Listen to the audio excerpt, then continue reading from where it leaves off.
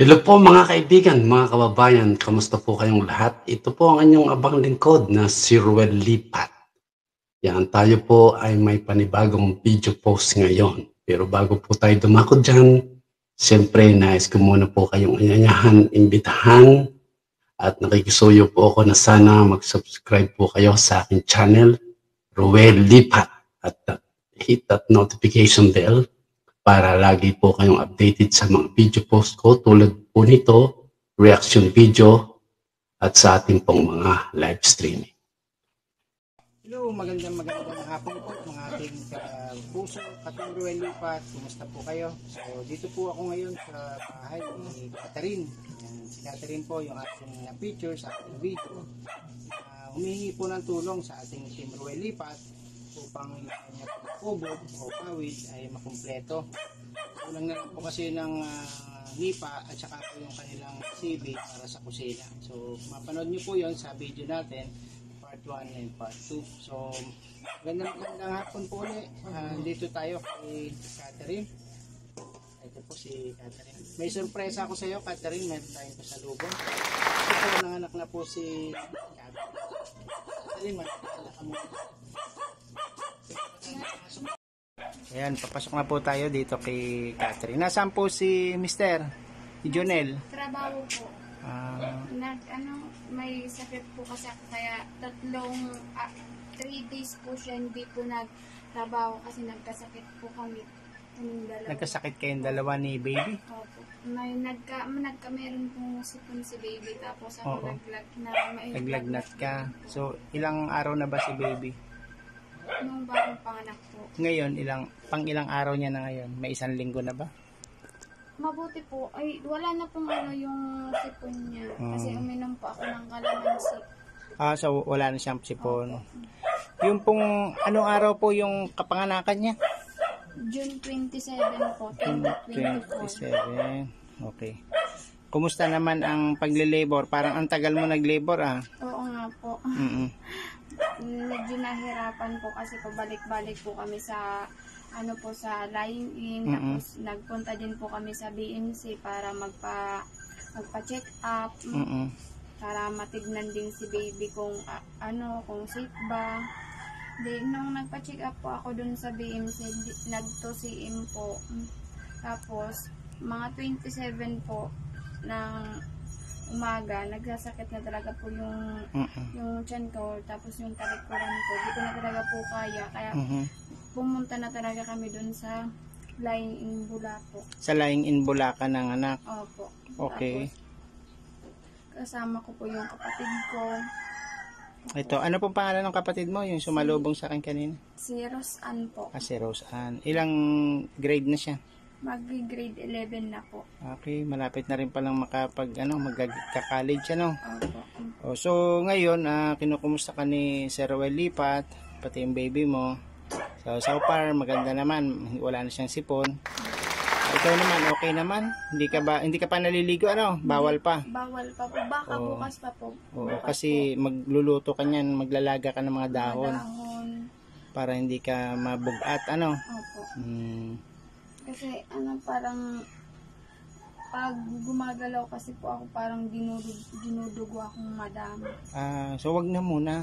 Pagpaliban mo muna yung paliligo. May iniinom akong gamot para sa dugo. Oo. Nagpa-check up ka rin dyan sa center. Opo. Mabuti. Pero yung babalik kami sa Bula po, sa Lying in, kasi po newborn screening po si baby. Tapos kailan ka babalik sa Bula? July 17 po. July 17. Kailan ba siya pinanganak? July ano? June po. June 27 po. June 27. Okay. Opo. Okay. Si Sir Ruel, ang birthday June 1. So halos magkasabay So may pangalan ka na yan, 'di ba? Si Camel Joy. Si Camel Joy Terao Magdrona po. Okay. So ngayon may good news ako sa iyo kasi nakita ni Sir Ruel yung kalagayan ng kubo nyo, talagang mababasa kayo, hindi kayo makalipat doon. So temporary dito kayo nagsi-shelter sa lola mo. Sa Baaw. Sa lolo mo ito. Kasi wala na po si lola ko.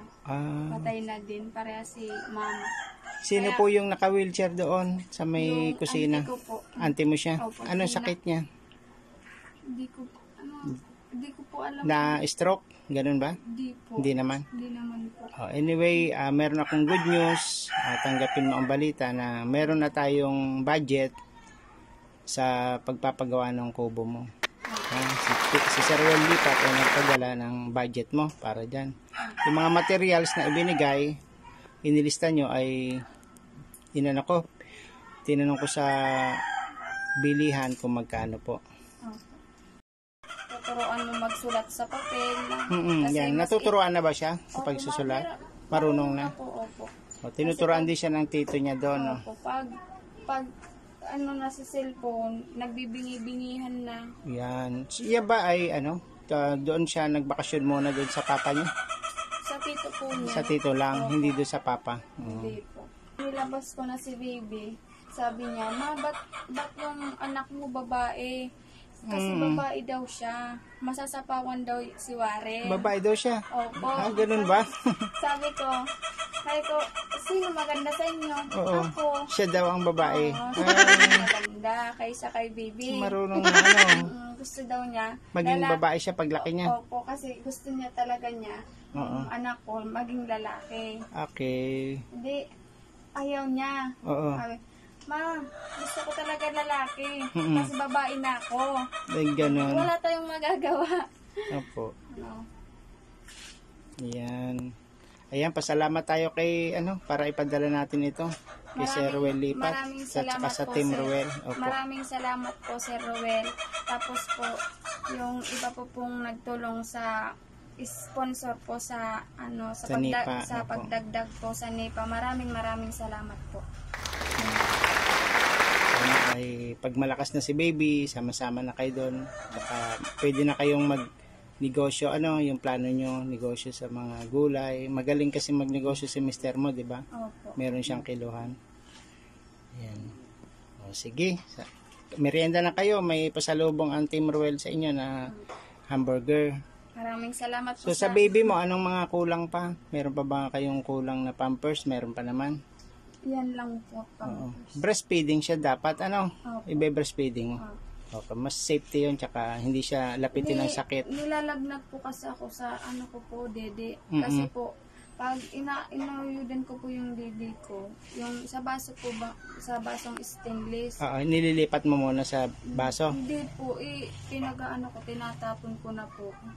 Dalawang Pwede mo yung isalin sa di ba? Sa chupon. Oo. Sa padede, isalin mo siya para siya yung ipapaano mo, papadede. Kasi mayaman yun sa vitamina, sa antibiotic, tsaka mas magiging malapit kayo sa isa't isa pag gatas ng ina, 'di ba? Maraming salamat sa iyo, Hat. Inalaw mo kami sa pag-scout sa iyo at pag-video. Okay? Maraming salamat din po, Sir Ruel. Bye. Okay. God bless po. Sige.